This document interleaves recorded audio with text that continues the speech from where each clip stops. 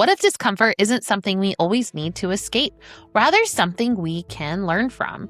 Discomfort is usually treated like an enemy, something to fix, avoid, suppress, or get away from. What if discomfort is sometimes a messenger? Not every uncomfortable feeling means we need to push through. Sometimes we need to sit with it long enough to understand it. Welcome back to Thinking Out Loud. Hi, it's me, Kimberly.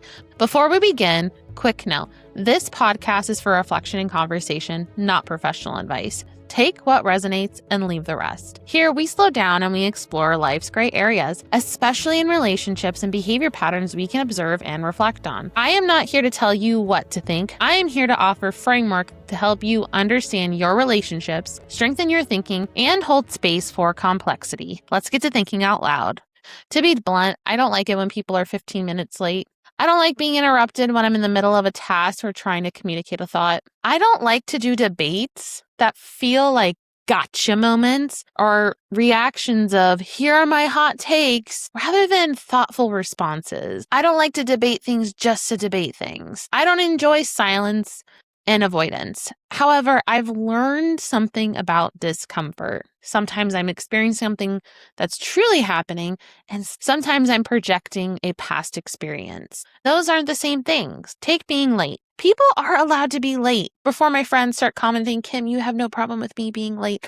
I don't. I used to hate it. The truth is, life happens. Mistakes happens. There's a difference between someone being late because they're trying to control the situation versus someone who just has different priorities outside of making sure they're always on time. There's nothing wrong with that.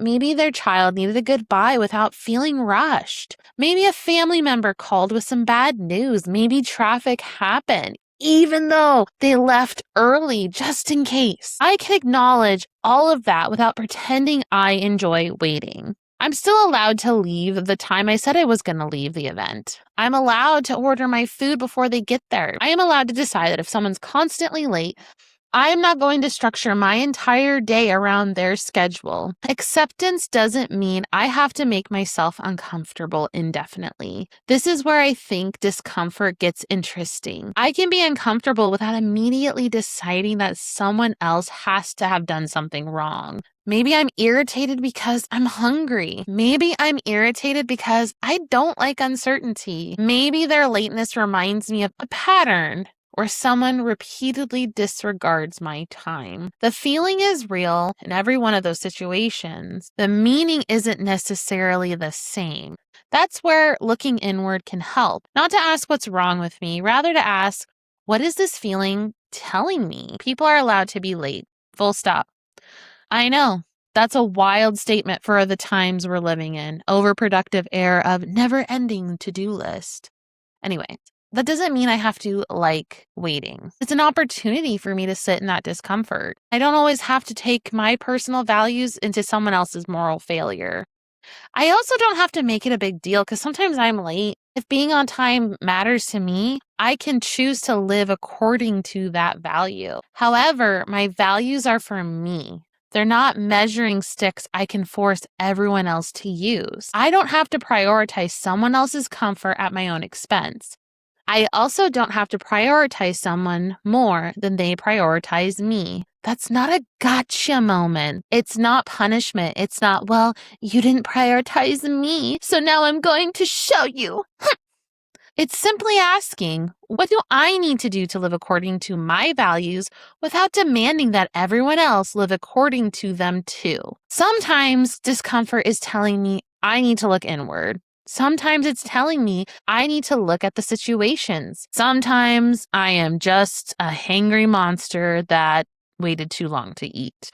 And that's all information. Discomfort can be complex when we're used to ignoring it, especially when we're taught that the collective matters more than our individual comfort. Something happens. You experience discomfort, then your brain gives that discomfort a meaning. Sometimes, before we figure out what we think, we start checking the list. What does my family think? My friends think? My partner think? What does everyone else think? There's nothing wrong with asking for another's perspective. That's normal.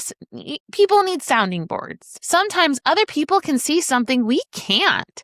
Sometimes we genuinely need advice. I think there's a difference between asking for perspective and outsourcing our ability to make a decision. If we can't make decisions about the small things without needing someone else to tell us what to think, what happens when we get to the big things in life? My goodness, that sounds like a panic attack just waiting to happen. Sometimes the advice we're getting isn't even based on our actual situation. It's based on whatever the current social script happens to be. The big influencer of the month says you shouldn't do this. A podcaster says you should never tolerate that.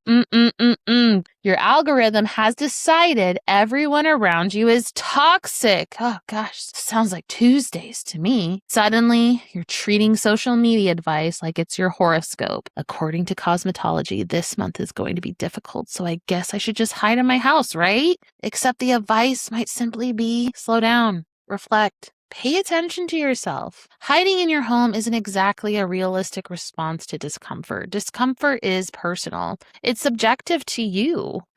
I didn't like how they looked at me. Okay, maybe they were judging you. I mean, have you seen yourself in that top? Damn, slay. Or maybe neutral facial expressions make you uncomfortable because you're used to people being expressive. They're giving me the silent treatment. Maybe. Or maybe they don't feel the need to have the last word at the end of a conversation. They don't like me. Maybe. Or maybe you're simply not what they were looking for. That doesn't mean that's a reflection on you. People are allowed to have preferences. Sometimes people are simply just being themselves in the wild, the jungle. They're absorbed in their own problems, their own goals, their own lives. I say this with love. Not everything needs to be about you. Isn't that freeing? If we really think about it, not everything has to be about you. The world will not end because you wore pink on a Friday. Most of the time, people are filtering their experiences of you through the lens of their own experiences. You're not always going to win someone's favor by trying harder. They might have their own story about you.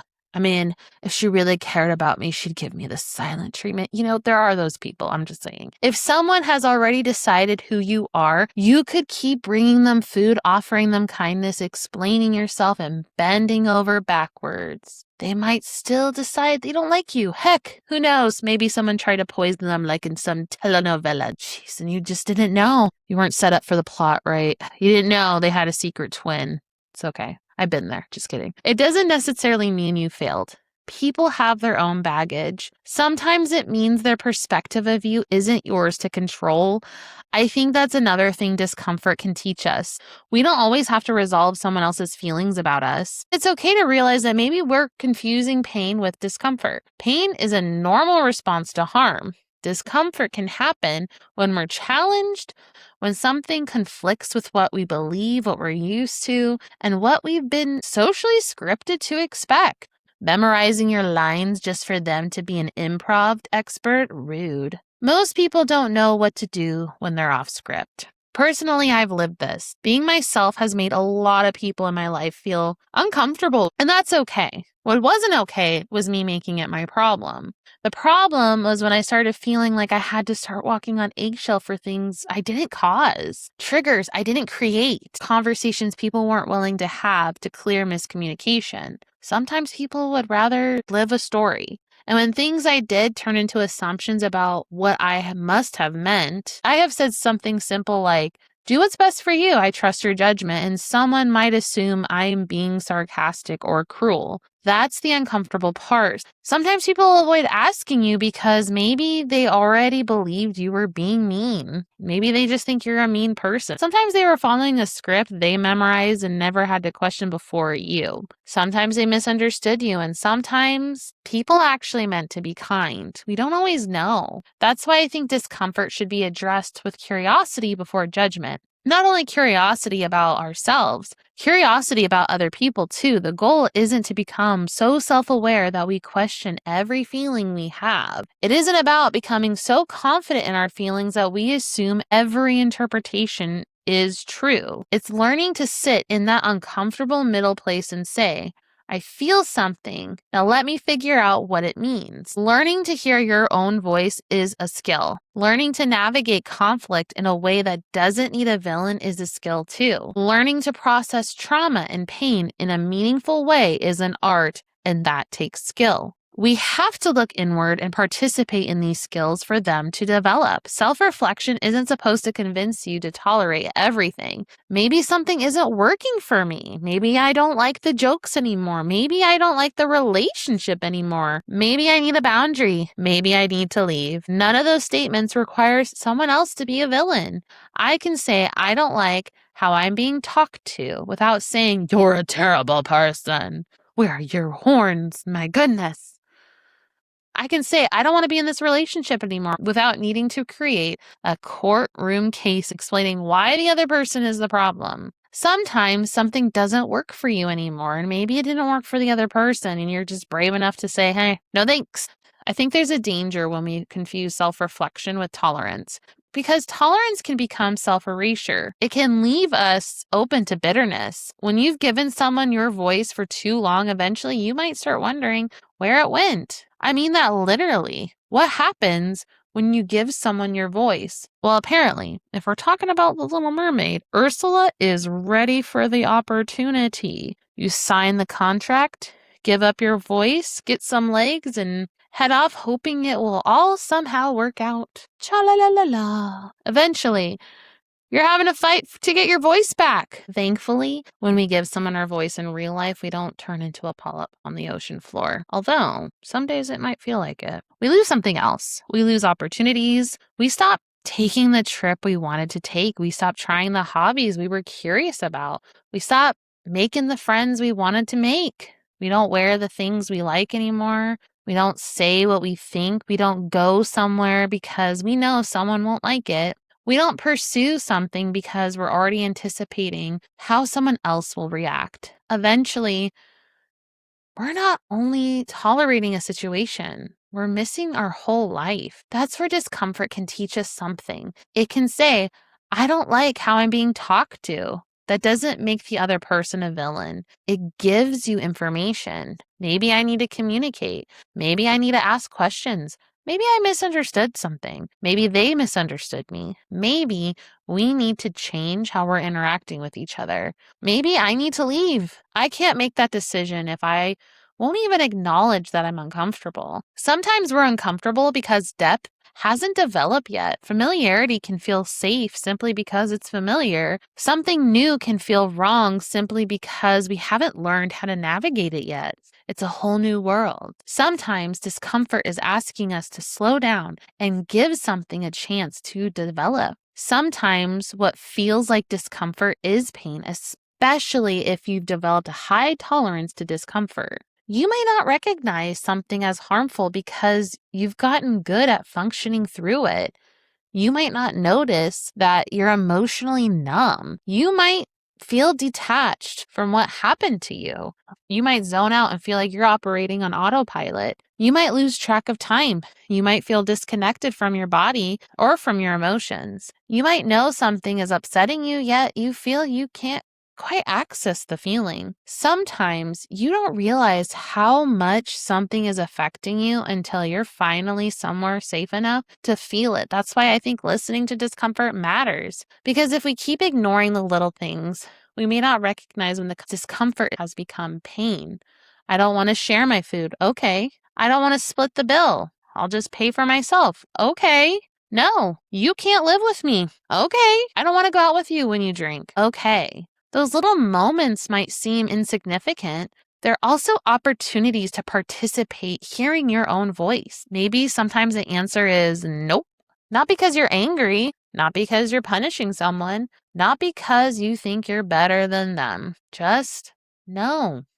That's not something I want. I don't wanna. No thanks. The more we practice listening to ourselves in the small things, the easier it can become to recognize ourselves in the bigger things. At the end of the day, other people have to live with the choices they make. You have to live with yours. You are the person you have to live with every single day. Sometimes when we don't name our discomfort, it takes over. We become bitter. We become resentful. We start saying, it's fine. when it really isn't. We convince ourselves that we're being understanding when we're really afraid of the unknown, afraid of disappointing someone, afraid of what happens if we admit this dynamic doesn't work for me. Sometimes we're so good at self-reflecting that we turn that skill against ourselves. We keep asking, what could I have done differently? What am I missing? Am I being too sensitive? Can I tolerate a little more?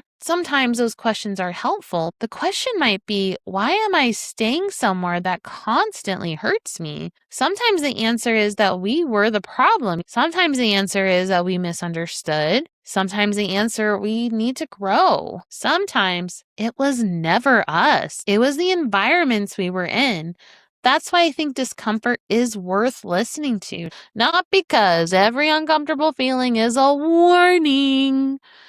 Not because every boundary is automatically healthy for you. Not because our first interpretation is always right. Because discomfort gives us a place to begin. We can ask, what am I feeling? Why might I be feeling this way? What am I assuming? What do I know? Eventually, what do I want to do about it? The goal isn't to become uncomfortable all the time. The goal is to become familiar enough with your own voice that when discomfort speaks, you can actually hear it. Back to the question. What if discomfort isn't something we always need to escape, rather something we need to learn from? Maybe discomfort isn't the enemy.